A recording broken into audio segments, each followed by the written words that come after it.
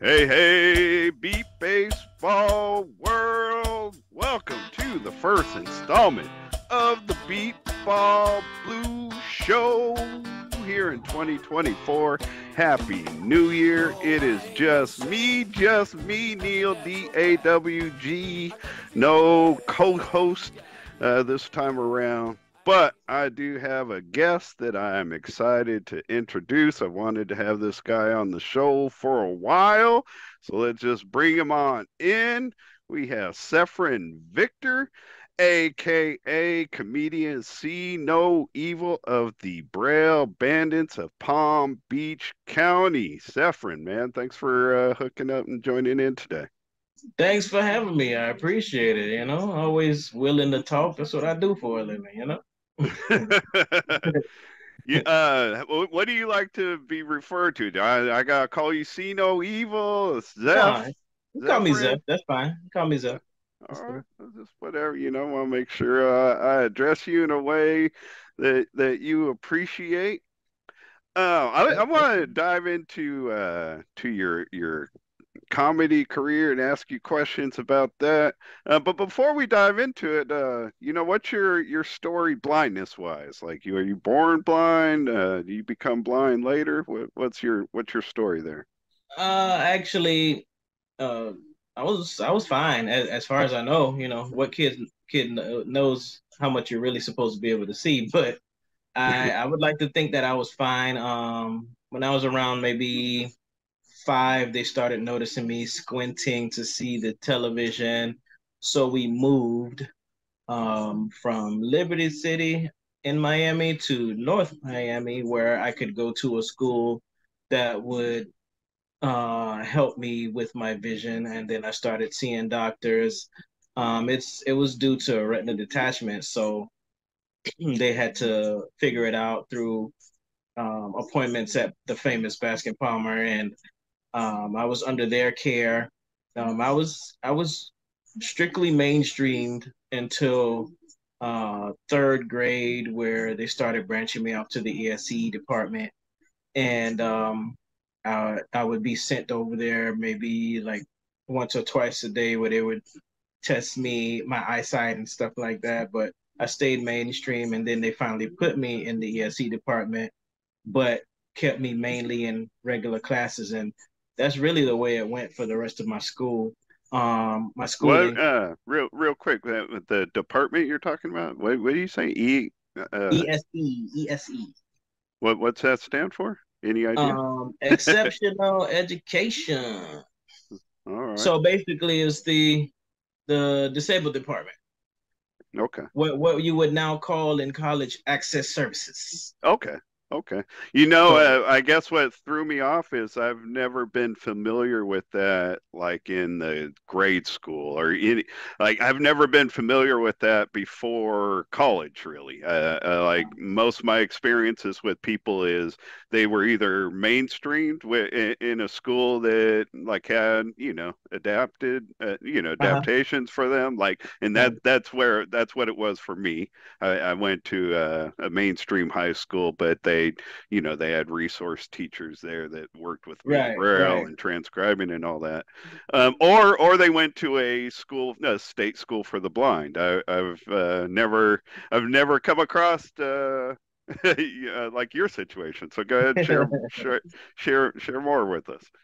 I guess they do things differently in Florida. I don't know, but I had one teacher in the ESE department, and they would send me out to my regular classes. I was still able to see. It just wasn't as good as it's supposed to be. So I was able to see my papers and books and things like that. It was fading, and somewhere along the ages of 7 and 8, I lost my sight in my right eye. I don't know when it was. Doctors don't know when it was, but they found it, and since it was gone already, they focused on my left eye. And when I turned 10 years old, I had an episode where I was in school. I've always been a gamer, All right. Nintendo, Sega. I've always been a gamer, and I was in school. My teacher used to bring her Nintendo to class on Fridays so we can play. And I was sitting down playing Mario 2 when it first came out. And Dun, I, dun, I, dun, dun, dun. I almost started bobbing my I head. have never played it, but I remember so many people played it around me. I'll never forget the stupid song. Well, the I got handed the controller. It was my turn to try it out, and I started. I remember seeing the Goomba coming at me. I jumped, and everything went pink, just pink. Not, I couldn't see anything, and I started dying, and I lost my turn. And I handed my friend, my best friend, the controller. And he was like, "What happened?" I was like, "I can't see. I don't know." And I went that whole weekend.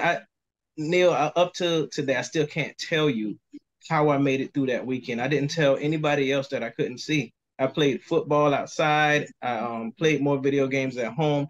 I can't even tell you. I even went to church. I can't even tell you how I made it through that weekend without telling anybody. I couldn't see Wow. anything. And that Monday before school, I finally told my dad, and he rushed me to the hospital. I went that entire summer without being able to see. That was like close to the last, maybe like a week or two before school ended. And first day of school, first day of sixth grade, I was walking across the street to Baskin Palmer to get a surgery. You know, it took me about 2 or 3 weeks to even start school. Um, so they brought me back from being totally blind to usable sight of my left eye, and I dealt with that. I was wearing glasses, and I went to college. I said I don't want to wear glasses anymore. Started wearing contacts, and when I turned 30 was when I lost it again permanently. So I went blind twice, totally blind twice. So now it's been 13 years since I've been totally blind. So that's my blind story. Going back to when, because you said like I guess the first like notice when it was first noticed, you're about 5. Yeah. And you said it's from a detached retina. So I don't know if you even know the answer to this, but do you know if you were born with a detached retina or like did something happen somewhere along the I, line before? Go I ahead. don't know. I don't know. Yeah, I yeah, can't tell you. yeah, yeah, yeah. But what I can tell you is that it does run in the family on my mom's side. It affects one boy in each family. So I'm totally blind. One of my cousins is totally blind. My granddad had one eye, one usable eye. My nephew has one usable eye. And I have another cousin that lost his sight, but they brought it back somehow. But he's really the only one that they only worked on maybe once or twice and brought it back, and he's fine. So you know, it's passed on through the females on my mom's side. So all of the women, there'd be one boy out of their litter that has an eye problem. That I mean it it's sad for your family because I guess having known people throughout my blind life that have like genes in their family genes like that it makes parents question whether or not they even want to have kids because Yeah, they know like the odds or whatever. Like I know somebody in particular who, because of a gene that ran in her family, her dad was blind. She didn't want to bear children because she knew the odds were very high that it would be predetermined that they would be blind. yeah, So I like understand. I it's understand. sad on that standpoint for your family, but like when it happens to one of us, like having experience around us is Yeah, good. So like in a way, like you guys can all kind of you got your own little network system or could have. yeah, yeah. I mean, at some point, you just gonna have to go. You go with it because you want a legacy. You want to leave that legacy behind. All you, the best thing you can do is pray about it. Just let my child be healthy. And fortunately for me, I had three boys, so I don't have anyone to pass it down from within Right. my immediate family. Right. But my sister had one girl and my brother had one girl, so um, we'll just have to see with them. Right. We will all keep our fingers crossed, our prayers out that everything is all good. So Fingers let's. crossed. And in this case, I think there need to be some legs crossed.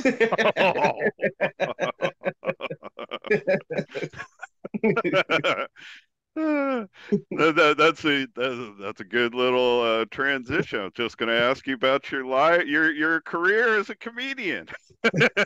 So, but we're going to talk some beat baseball with you before it's all done. But talk to us about See No Evil. Like how did you get into comedy? How long you been doing it? All that good stuff. Well, I've been a stand-up comedian for 8 years now, and this year would make year nine. I actually got into it.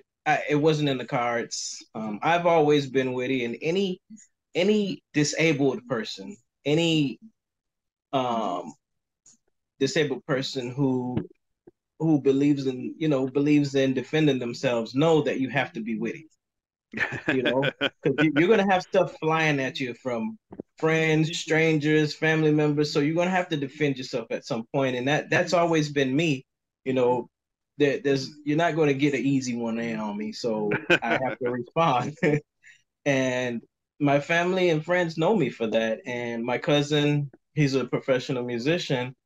He he was on his phone and he saw that the Fort Lauderdale Improv was offering comedy one-on-one classes. So he called me and he said, "Hey, cuz, I see the improv is offering comedy classes, a comedy one-on-one class. They teach you how to structure your funny into comedy, and I think you should do it."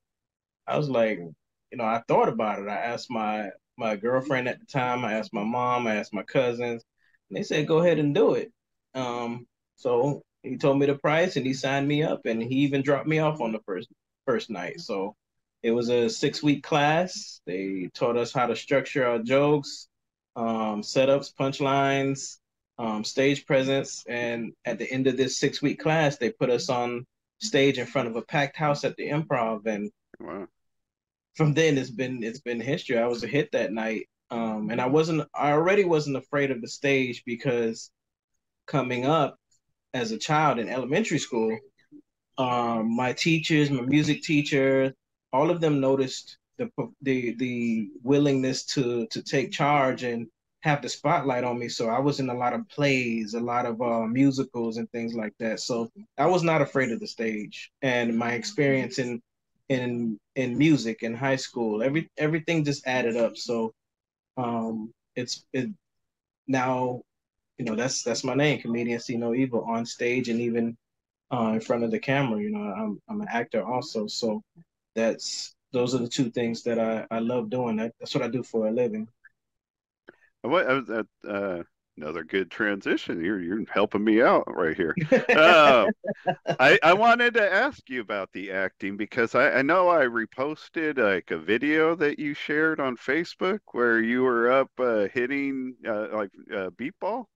Oh, Somebody was pitching to you, and the way that all looked was that was like part of a movie that's in production. Did I? oh, you talking about that? Okay, okay, okay.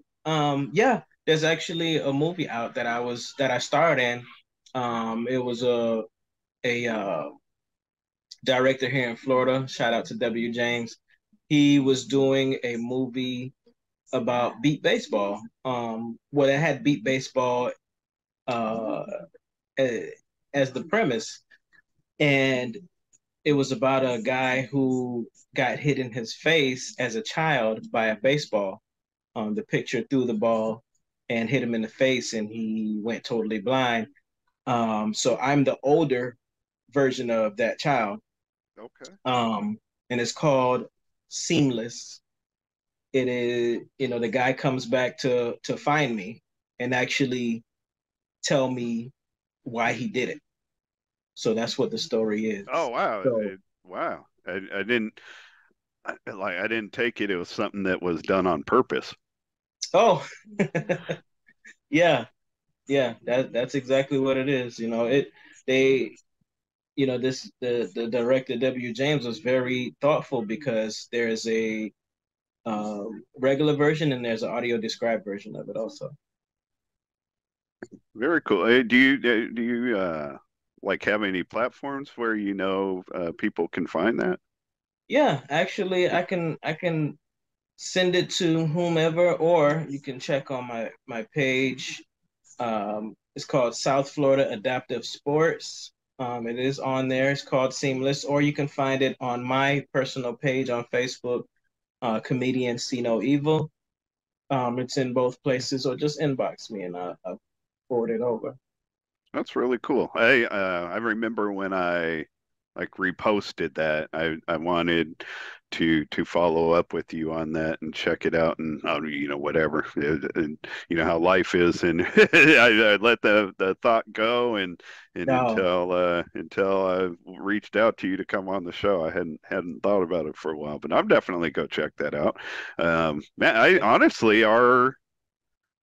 Yeah, it's possible, like, nobody in the MBBA really has been familiar with it being out, but I mean, there's not a lot of beat baseball in any movies, so that's something no, that MBBA should be pushing a little bit or whatever. I know, right? Well, you know what movie Beat Baseball was in? I The don't only know. I don't one know. I know of is the Sopranos movie that came out like a year or two ago. I did not catch that one. But Uh, there's one that I know you're gonna laugh at because I know you had to see it. I mean, you have to know about this movie because everybody did. It's in Dude, Where's My Car? I'm not a big movie person really, No? so I think I've come at like just going through the menu of what's on TV. I think there's something about that sounds familiar, but I've never It's tried to old. check it out. I will now It's though. old. It's old. It came out like in the early 2000s. Oh, really? Okay. Yeah. And there's It, Beepball it, in it, there? even that, if even that, it might have been the late 90s. It's pretty old. And there's Beepball in it? Yeah, there's Beatball. The guys were chasing down the people looking for their car, and they ran through a baseball field, and it it was two ladies there, and they were asking people questions, and they came up to one of the kids, and he had on his blindfold, he had on his uniform and everything, and she said, "So do you know what I forgot what she was asking him, but he lifted his hands and started checking her out. So she was like, "Excuse me, what are you doing?" He said, "Oh, sorry, I'm just reading." Yeah, it's That's the first funny. place that I saw Beat Baseball, but I didn't know anything about it back then. That's funny, but at the same time, like that's like a really inappropriate behavior that does go on in our blind community. And and Depends on and who it is. what's that? I said it depends on who it is. I mean, I get asked that kind of stuff all the time. I was like, listen, I don't do anything I'm not invited to do. Sorry. And I'm not. Listen, whatever goes on consensually between people, I'm not getting involved in any of that. But I know, right? it does go on in our community where more with males than females, where blind guys are, Oh no. inappropriately running into women and acting like it's a mistake or whatever. So Yeah, you know what? And being that, that that that that's that exactly how it's presented to me. I'm like, come on, that's cheap. Come on, come on. um But But yeah, no, the movie, the Sopranos movie that came out, I think it's called like Saints of New York. They in the movie takes place like in the late '60s, so it's before like technically before like the MBBA got going or anything. It's really just a short thing where like one of the mobsters that got out of prison, I think, had to do like volunteer work, and they had him at like out volunteering for a blind baseball team or whatever. um, So that's really all the reference was there. But I am gonna have to check out this other movie and definitely check out your own. That's pretty cool. That's still a good reference when you make it into a big time show like that, and for it to be seen, because that would definitely be on a bigger scale than what this movie is on.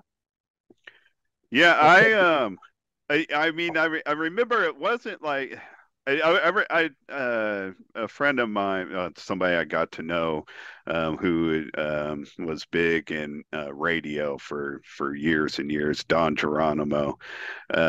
He reached out to me on like Twitter or something. He's like, "Hey, they got Beepball in the new Sopranos movie," and I was like, man, it's not like a really good showing of beat baseball, but like something he used to say when he was on a show that was syndicated for years and years, called the Don and Mike Show. Mhm. And something he used to say is like all publicity is good publicity. You know what I mean? It's like Yeah. and no such thing as bad publicity, really, because if they're talking Hmm. about you, people are interested, whether it's good or bad. They're going to go look, or you know what I Yeah. mean, whether they want to attack or whether they want to just what you know what I mean. They have the experience and knowledge now. Yeah, so like I pointed out to him that night, I was like, man, I don't know that that's the best showing to beat baseball, but like you taught me, Donnie, man, all publicity, good publicity. So anywhere beat ball is getting out there, that's a good thing. Let I me think ask, so. let me I ask you think. about gaming, because Mhm. you're a gamer, you're a professional gamer, correct? Yeah, yeah. I'm a member of the BFGC, which is the Blind Fighting Game Community. Um, the us blind folks, there is a community of us, and we play fighting games mostly because they're usually the games that a we have the most control over. They're making a lot of video games now with accessibility features, and it's so wonderful because we can play shooting games now. We can play Madden now. We can play basketball now. There's a lot of games that we can play. They even came out with a racing game for us. Well, excuse me, not for us, but they That made it that's fully accessible. accessible. Is that on Xbox by any chance? Yeah, the Uh, racing game is on Xbox. a friend of mine that lives here locally, she back around Christmas time got an Xbox, and somebody gave it to her as a gift or whatever, and she was telling me about a racing game that I bet is the same one you're talking about. Is it Yeah. just Xbox, PlayStation? I'd heard PlayStation, Oh the yeah. later Well, versions are accessible now. the racing game, I'm drawing a blank on what the name of it is. It's just a simple name. It starts with the F, but I forgot.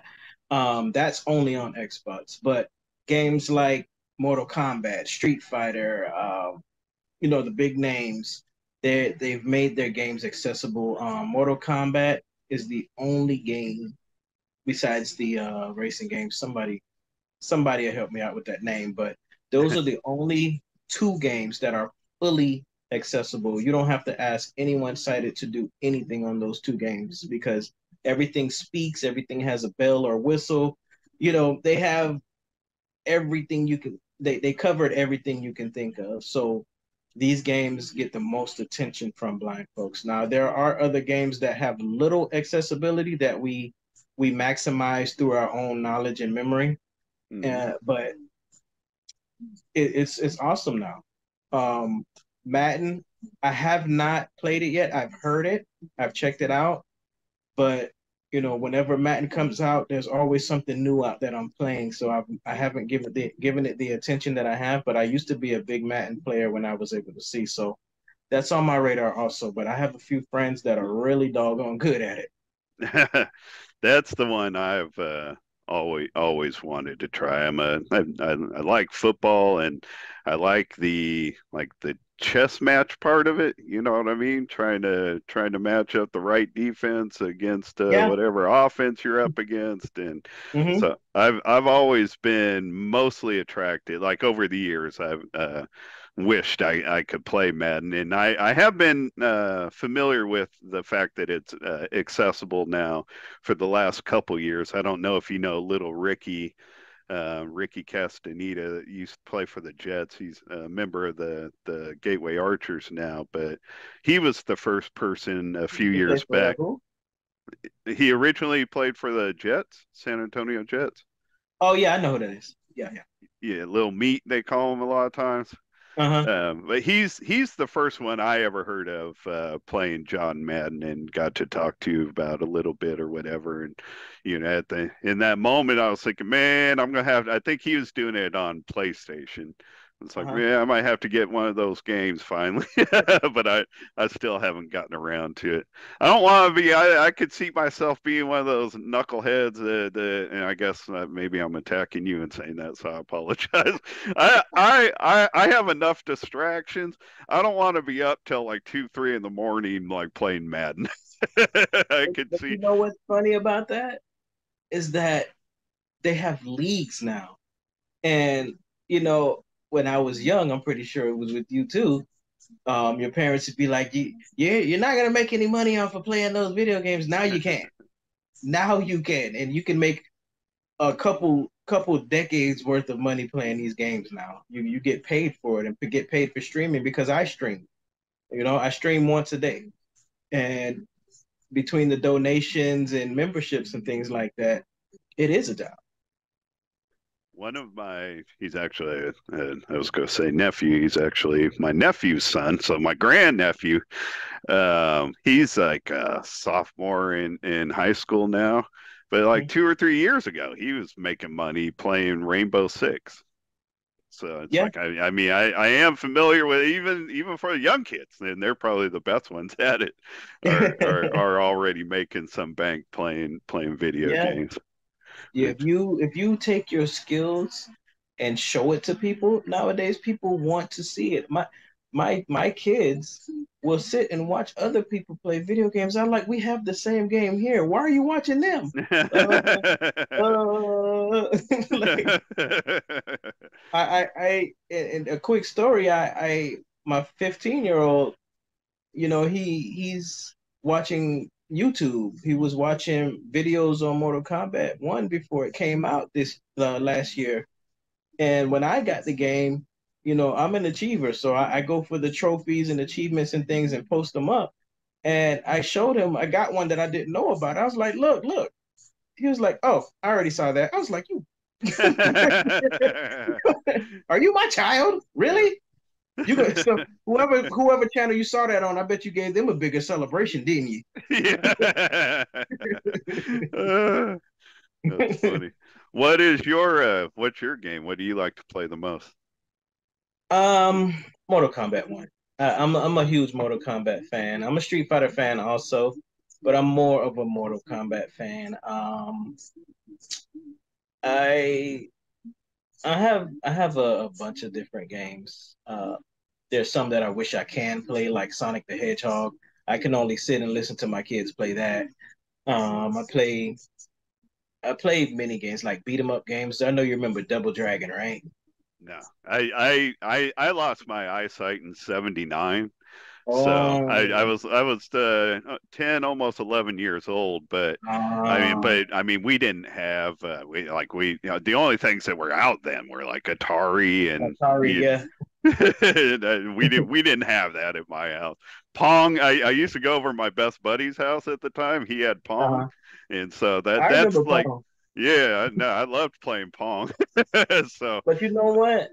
That when that came out, I was good, but then my eyesight started fading. So it was, when once they do that first surgery on your eyes start jumping around.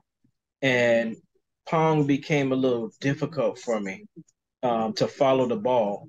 I was okay at it, but I was better before they did that surgery. You know what I'm saying? Yeah, yeah. So that's when Nintendo came out and different types of games came out, and I've always been good at them. So I know what you mean. I know what you mean. But beat 'em up games are the ones where you side scroll. like Ninja Turtles and The Simpsons, those kind of games where you just walk down the street and fight people. I Right. love those kind of games too. Those are easy for blind people to play too. No, not easy, but manageable. You know where I can relate a little bit is I got it after I lost my eyesight, like 2 or 3 years after I lost my eyesight. But I had an Intellivision game. Were you familiar with Intellivision? It was the In same television. thing like Radio Shack sold it and called it like Tandy Vision or something. Oh, Tandy, I remember that. Yeah, Yeah. so the version I had was called Intellivision, but one of the games I had was a boxing game. And that What was was it? something boxing, just straight boxing. And Oh, yeah, so yeah, yeah, there's yeah, like yeah. six different fighters, each of you pick one of the fighters, and it just like the Intellivision control was like a dial telephone, it's the same Mhm. keypad.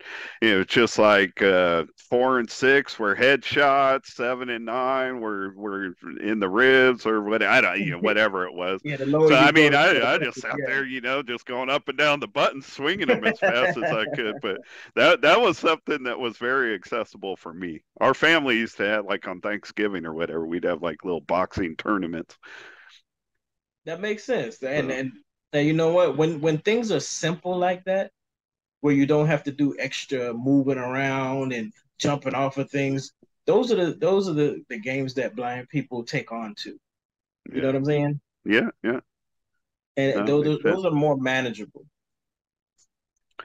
Well, I definitely want to check out some of this updated stuff. I don't know if I'll go all in and ever like buy a box or whatever, a game box, but I would love to try John Madden football at some Listen, point. you said that now. That Madden, you go ahead and win a game. I bet you'll buy everything that's attached. I do like the idea of like being in a league or whatever. You know what I mean? Like whatever, just like going through the league, playing against other people. I think that'd be hella cool. Yeah. Yeah. It just because of the effort that they put into it, I think you should try it out. And knowing that you like it and you could like it, I think you should because it will get addictive because one who doesn't like doing something they're good at? Actually, that's what the word you just used is the one reason I've made a point of staying away from it. I have an addictive personality, so I'm fully aware that I could go all in. So I guess that's why so far I've stayed all out, Yes. protecting myself for now.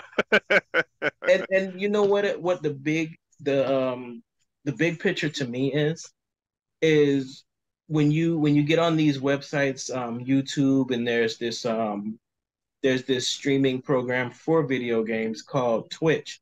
When you get on these sites Right. and sighted people see that you're like once they find out that you're blind, you get memberships. They're like, really? You're doing this and you're blind, you're beating these people and you're blind. You get memberships and donations for this type of stuff. And it shows them that hey, a blind person will kick your booty. Okay. We know what we're doing. You just give us a little bit of for lack of better words, give us a little light and we'll jump right through it, you know? And the reality is, it's hit and miss on when that opportunity is even there. Like there's not a lot of things that blind people and sighted people can compete against each other and Yeah. have it be kind of a level playing field. And I think it's It's cool a that level playing field, you know, like it's you may not have the same you might not be exactly on the same playing field, but depends on what kind of skills you have. Because I true. love kicking people's butt online, and I don't even have to tell them that I'm totally blind. I don't.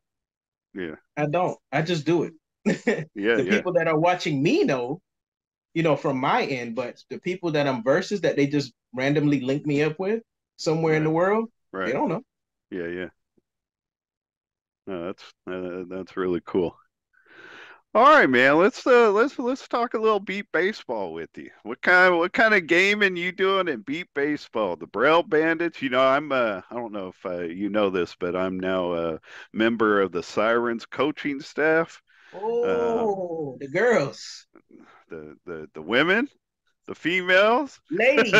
everybody in Beepball only calls them girls. Like a whole team of women just get called girls all the time. But like our own team, the Sirens, the Braille Bandits are a team that needs to show some improvement, some coming up. Yeah. What's going on with your Braille Bandits? Oh, before I go into that, I got a question. I heard, well, not heard. I came across a post that Cali is coming out with the all girls team. They're trying to. I don't know. It seems like they're off to a really good start. But yeah, the group down in Southern California that runs the Panthers, San Gabriel Valley Panthers. They've had Darren Keepers and that group have had enough interest shown from blind female athletes that they said, man, why not try to do our own thing? And I didn't attend the meeting that they had just about a week ago, judging the entrance, but I hear there was like 20 to 25 people on the call. So it seems like they're having a lot of interest. So I'm not sure if they're going to be at the 2024 World Series, but man, if they are, I mean, our own team is excited about it. Yeah, The more the merrier. awesome. The more the That's merrier. pretty awesome. Yeah. I like it. I like the idea. Yeah, You know no, what? I You know love what? it. Somebody should come out with the all guys team. There've been all guys teams in Beepball. There's all guys teams out there now. They're of our 19 teams that played at the World Series. I guarantee not everyone had a female player on it. So No, they didn't. It was a joke. all right. I'm sorry. I took you way too damn literal. My apologies. That's my bad. It's something I'm kind of touchy about, I guess. He was analyzing. It's like, wait a minute. I know that this team had all guys on it. Yeah. No, the water girl was there. What do you mean? What do you mean? So talk to me about your Braille Bandits. Well, what can I say? It's been a team since before I was there. You know, I played beat baseball for the first time back in like 2012, but I really thought it was an experiment because that's what they called it. It was at a goal ball tournament because I've been playing goal ball for over 30 years, and beat baseball. I got into it in 2021. So I came to this team, the Bandits. There was a team in Fort Lauderdale called the Visionaries, but that broke up. So now it's the Bandits, and I heard about them and went to practice, and I love doing things that are for blind people or that blind people can excel in. So whenever I do something, I put everything into it all the time. You know, if I can't do it and I can't do it, then I won't do it. But I was good at this. I was really good at it. So this team, you know, before I got there, I just heard stories, you know, we didn't score any runs. We didn't, you know, we went, but you know, it wasn't good, and we almost scored a run, and like, we're gonna change this. We are going to change this. You know, we went to the World Series in what was that, Wichita. We competed. We didn't win any games, but what changed is that we started scoring runs. The next year was Beaumont. Went there. We won our first game. You know, we were scoring runs. We won our first game. I believe you beat the Panthers team that we were just talking we beat about. The Panthers. We did on the last hit in the last inning. Wasn't it like 5-4, something like that? Yeah, it was 5-4. It was either 4-3 or 5-4. I think it was 4-3. I had a chance to win the game, but I struck out, and my teammate Ralph came up and hit it, made it to the base and won. That was excitement, you know. Yeah. Here in steaming hot Oklahoma, last year. Um, we went there. We won the game, but the goal was to win two or more. But the problem is the revolving door of people on the team. Yeah. You know, sometimes it's a money thing, sometimes it's a dedication thing, sometimes it's time. It just depends. We have a older pitcher. I don't know if you'll believe this, but our pitcher is 76. Yeah, you told me that on the phone yesterday, Yeah, and he's I was blown away by that. I mean, like I told you in the phone call, I was at when the Braille Bandits and the Sirens played each other. Mhm. One of your players, and it's something that's happened quite a few times over the year, where a player starts off for the wrong base, and then Yeah, they've got to cut across the pitcher's mound to get onto their base, and the pitcher's watching the play and not the batter, and they get hit from behind, and one of your players hit your pitcher from behind, and I was only 30 feet away from it when it happened. So I heard the collision, and I know he got clipped pretty good, but I didn't realize that was a 76-year-old man getting clipped like that. yeah. And he's a 76-year-old man. He's about like 5'6" in height, maybe can't weigh more than like 130. Right. And the female Kiki, she's a good player. She hit the ball and she started out. I guess she was going the wrong way. I mean, of course I didn't see it. My blindfold was on. Even if it wasn't, I still wouldn't have saw it. But Yeah, in but the end, nobody even described it to me. I just assumed that's what happened as far as I that. think what I think happened is that she just she didn't turn all the way when she started running. To me, it didn't sound like she was running the wrong way. It just sounded like she Okay. didn't curve enough because she's a lefty. So it just sounds like she didn't take the right angle to get to the base. And the pitcher, Don, he was turned looking at where the ball went. So she put all of her 2+ pounds into his back, and both of them fell. And she stood up and ran and still made it to the base, Yeah. which Yeah. I was laughing, but I was also concerned for the pitcher because when she hit him, all I heard was ugh, and that was it. I didn't hear anything else, so I was like, oh no. But once I heard him say something, I started laughing. I was like, what? Wait, did she just run you over? He was like, oh man, yes she did. And she came back over. She was like, Don, are you okay? And it was that even in practice that hasn't happened. Right. So that was just weird. It was a weird action. Um, The it was whole a play, fun the game. whole play was weird because she did get up and end up going and scoring, and we Yeah, were disappointed that I wasn't yet on the Siren staff, but I was there on the bench with them, and like from our standpoint, we were upset because the base had been turned off and then it got turned back on. So when the base got turned off, our players thought that that the play was over or whatever. They didn't know the pitcher got hit or whatever. So it was kind of a confusing thing from whatever the I guess for everybody involved really. but I didn't even realize that they turned off the base. Now I Yeah. heard the protest, but I didn't hear why. Because it came like after we went back in the dugout for defense. Yeah, the pro Um, and uh, I hadn't been on a sideline for 15 years, 14 years, so like my mind wasn't in protest mode or whatever.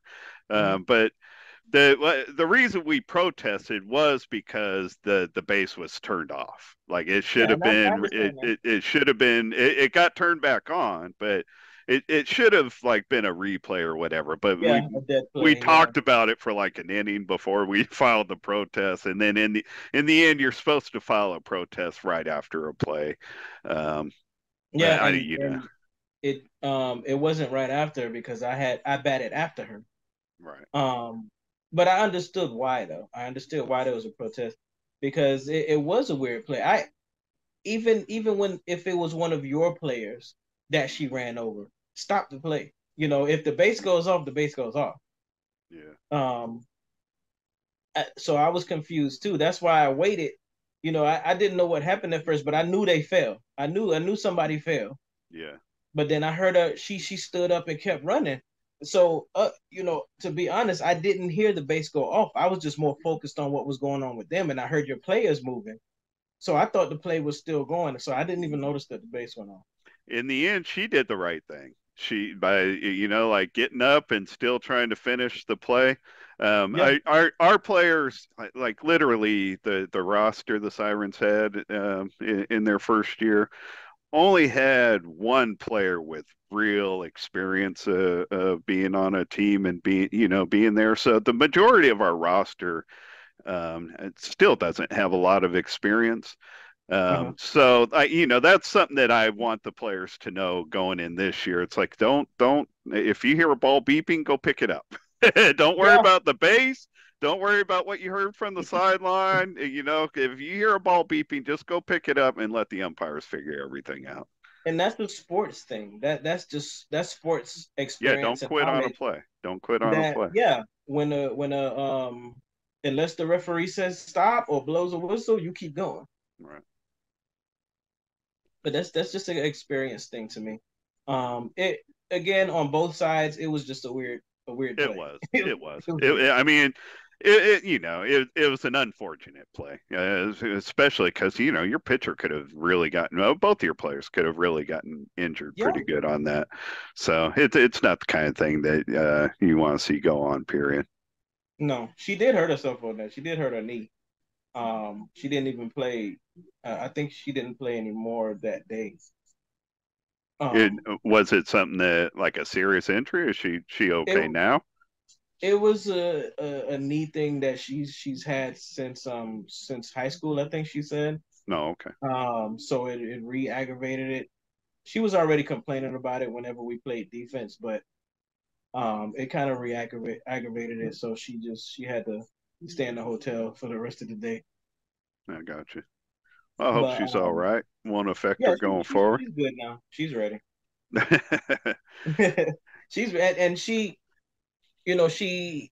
spoke to the girls, excuse me, the ladies of the Sirens after the game, and I felt like that was good for her to do. Just like because she's good. Like she hits the ball pretty often, and she gets to the base. She is. It's not often at all that she misses the base or anything like that. She's pretty good. Cool. So I assume the Braille Bandits going forward, you're going to be at the World Series this year. What's up with you guys? I know I saw a post from you recently where you're trying to generate some interest, pick up some interest coming down I Florida am. way. I am. Because like I said, whenever I put my insert myself into anything, I'm putting 100%. So sometimes you just may not have the able bodies, Right. and if you do, there may not be many of them. And I just, aside from me wanting to get the experience of playing with another team, like in a smaller tournament or something like that. I mean, for anybody who's looking for a player, I would love to play with anybody in any off tournaments. It won't be the World Series, but if you need a player anywhere else, I'm there.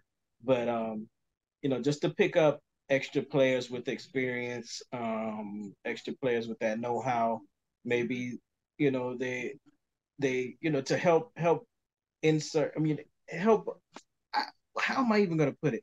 Just to help us with the experience of playing with someone who's been a part of winning teams.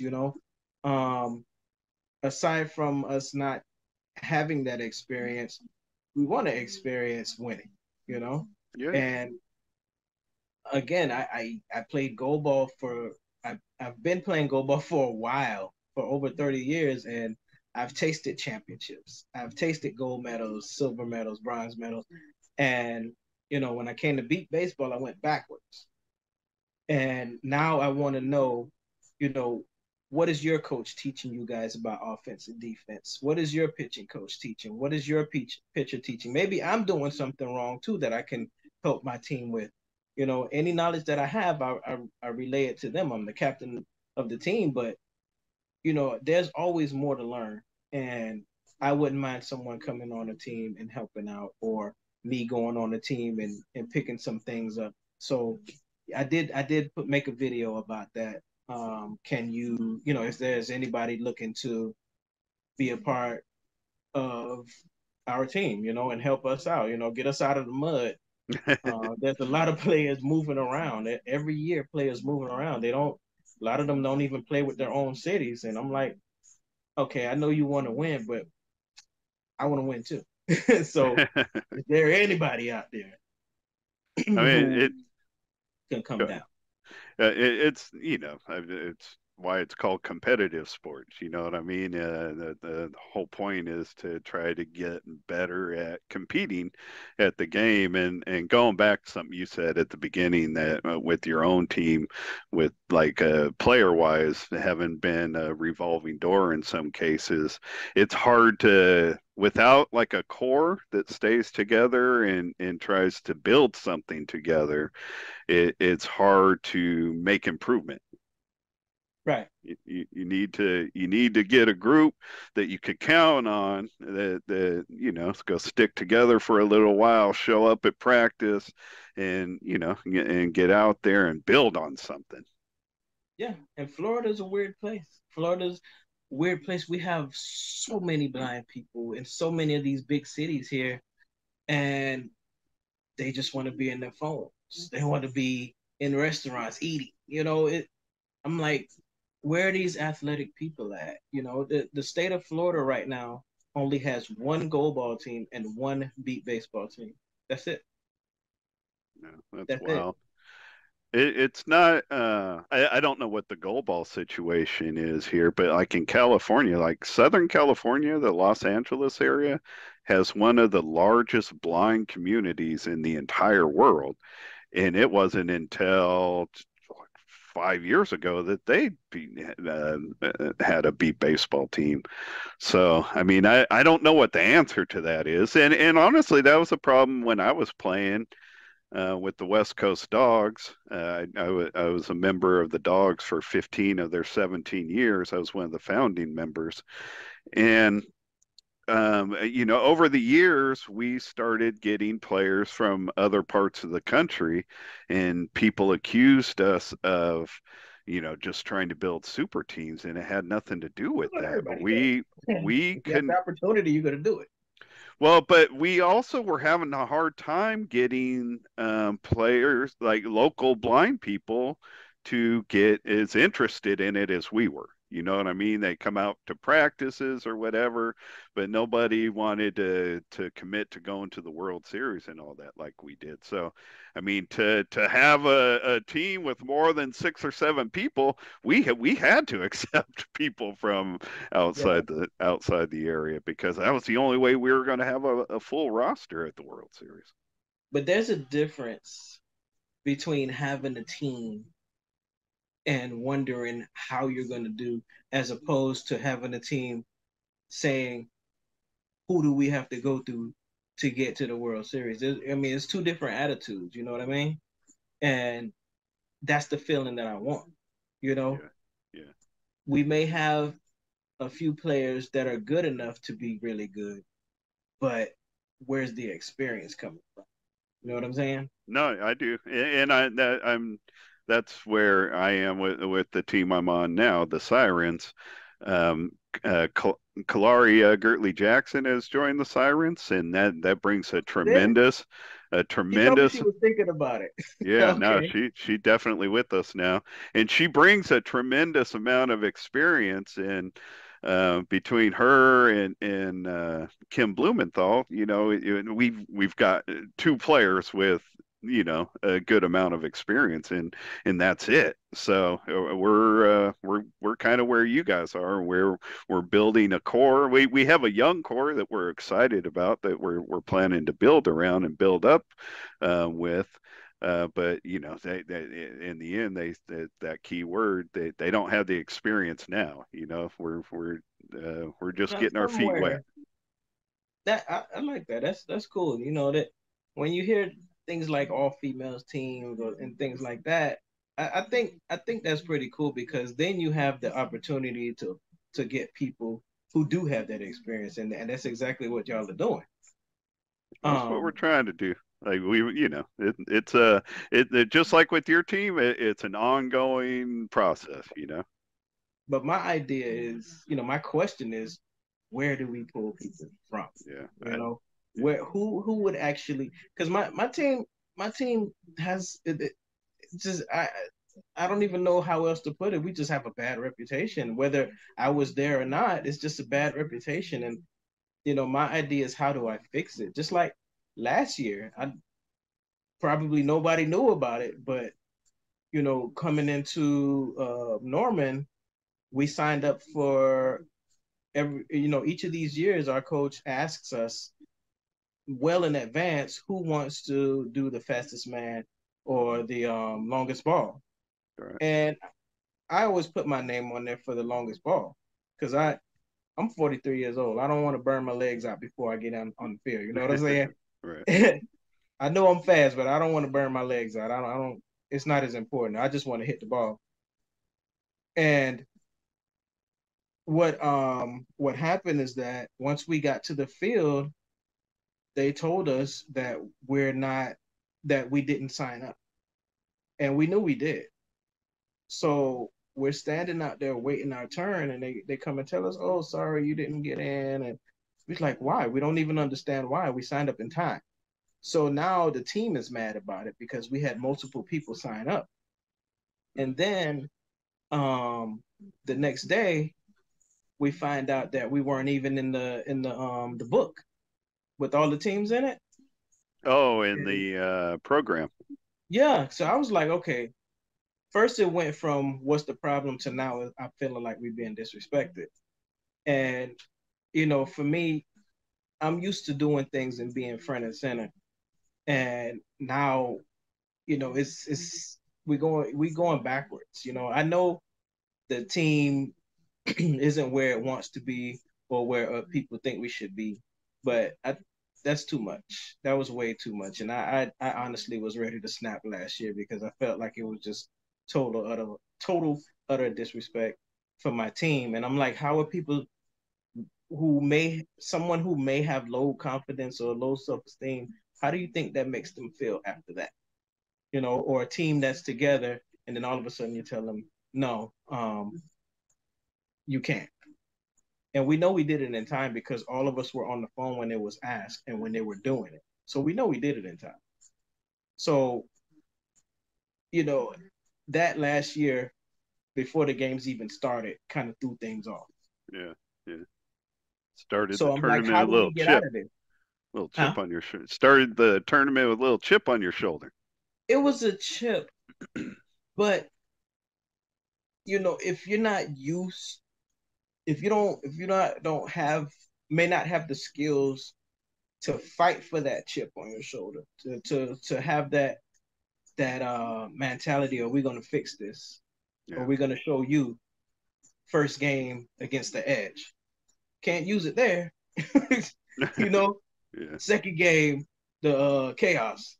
We can have a chip all we want to, but if we're not ready for the war, then what? I'm one person. Everybody on that team, we're all one person. We make a team, but everybody doesn't have that same level of experience. Yeah. And we as a team, we don't have enough experience. So now I'm looking at what can we do? Who can we get? Where can we go? You know what I mean? I do. So that's where I am right now, me and my team. Is there anybody out there who can change this narrative? Who can help us change this narrative?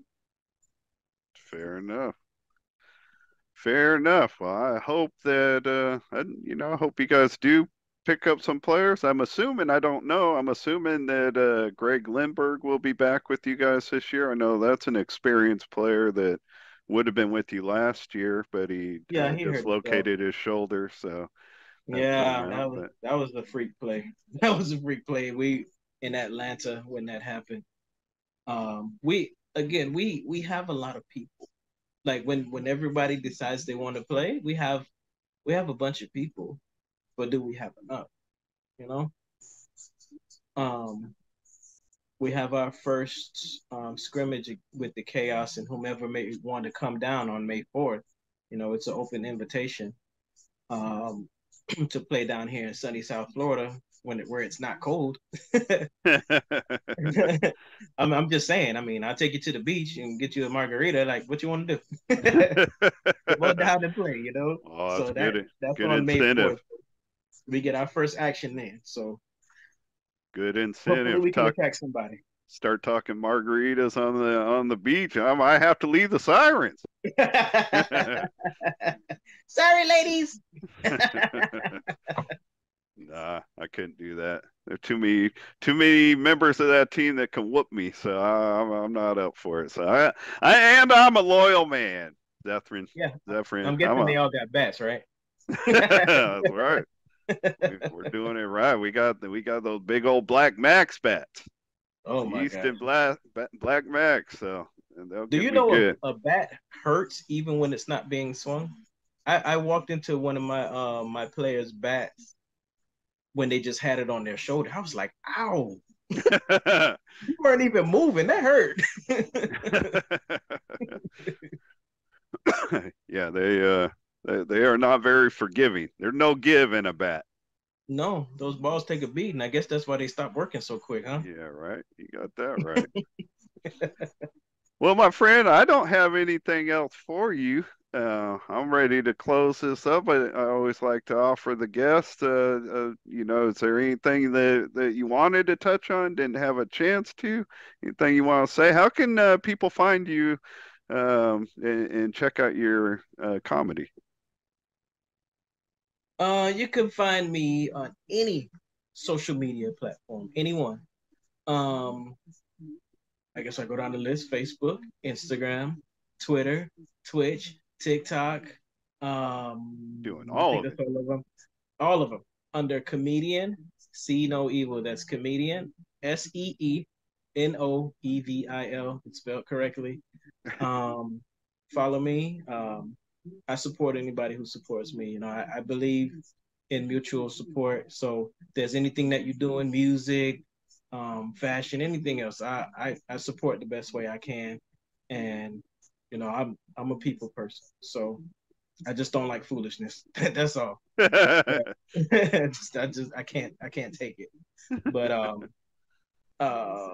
that's me in a nutshell. You know, Fair enough. I love talking. I love entertaining. So I'm touring right now in Atlanta next week for a celebrity brunch, performing there. So I may be coming to your state soon. So all of my bat folks, that's my symbol, Bat Life. All of my bat folks, if y'all if you want to come out to a show, I may be coming to your state. So catch up with me. Very nice, very nice. And get on his Facebook page and look for the movie Seamless, right? Yes. I get the title right? Yes, sir. Seamless. SEAMLESS. All right. Well, I know I'm going to be checking that out. I appreciate you getting back to me and hooking up with me. I enjoyed talking with you, Zephyrin. Appreciate you having me. You know, I heard your show a couple of times, and I'm happy to be on it. Happy to voice me and my team. I wish you and your team luck. The Braille Bandits. Hope you guys get some building blocks that you're looking for. Keep moving forward, and I look forward to following you along as your career and all those areas continues on, my friend. It's a lot. Thank you. Got the Lego blocks for you. Excellent. All right, everybody, that is it. We're going to be doing the show at least until probably May or so, just going every other week while Beepball is slow. But we will be back in a couple weeks with more stuff for you. Everybody, be well until then.